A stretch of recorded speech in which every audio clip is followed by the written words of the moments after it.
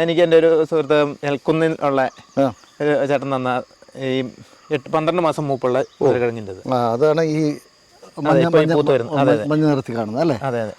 ഇത്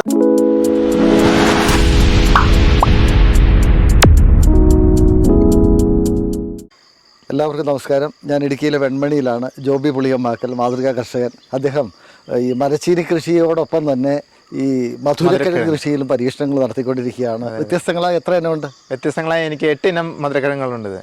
ഇതിപ്പം ഇത് വേറെയും ഞാൻ അന്വേഷിച്ചിരിക്കുന്നു, കിട്ടുന്നതെല്ലാം ഞാൻ നടും.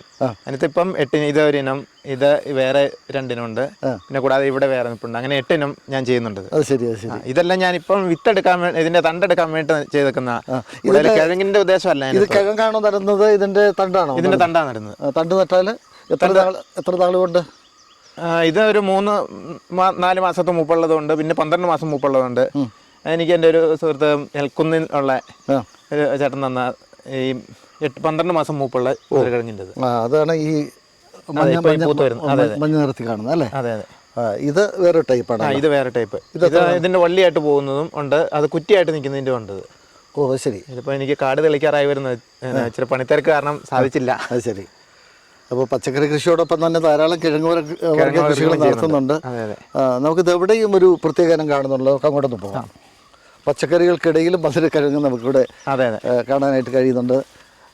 അത് എന്താ, വയലറ്റ് നിറത്തിലാണ്? അത് വയലറ്റ് നിറത്തിലുള്ള മധുരക്കിഴങ്ങ്. ശരി.